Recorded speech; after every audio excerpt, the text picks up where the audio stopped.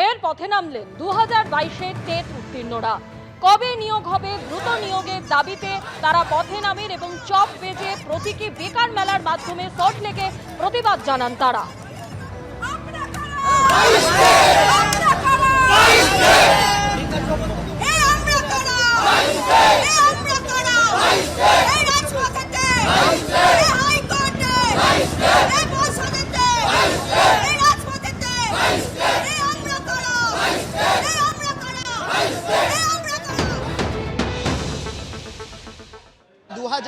সালে টেট উত্তীর্ণ যারা রয়েছেন তারা এদিন তাদের নিয়োগের দাবিতে আন্দোলনে নেমেছেন এবং প্রতীকী আন্দোলন।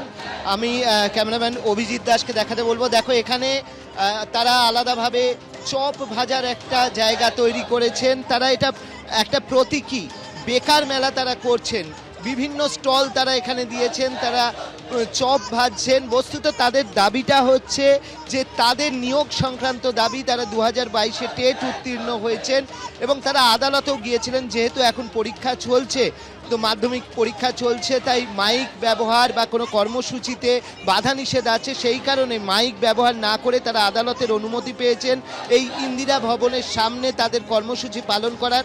তাদের ইচ্ছে ছিল যে তারা এটা বিকাশ ভবনে করবেন, কিন্তু এখন তারা অনুমতি পাননি, তাই তারা ইন্দিরা ভবনে অনুমতি পেয়েছেন, সেখানেই তারা তাদের কর্মসূচি পালন করছে। তাদের কি দাবি তাদের থেকে জেনে নেব।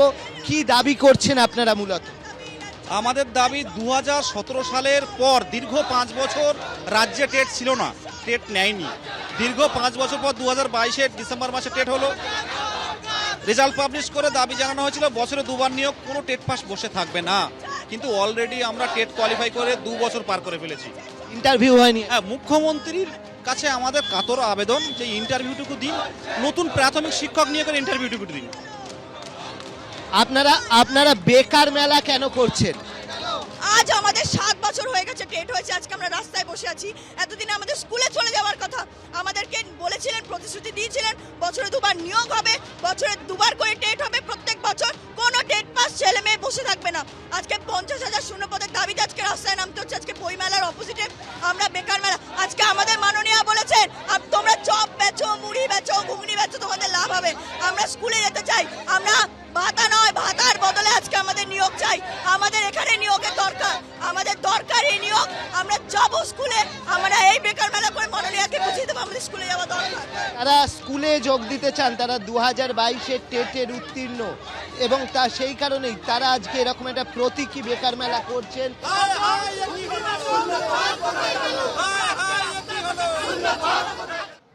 এভাবেই প্রতিবাদ জানিয়েছেন 2022-এর যারা টেট পাস করেছেন। তারা প্রশ্ন তুলেছেন কবে তারা চাকরি পাবেন।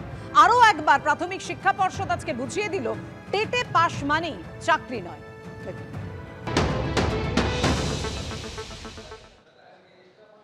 টেট এবং রিক্রুটমেন্ট এ দুটো কিন্তু এক নয়।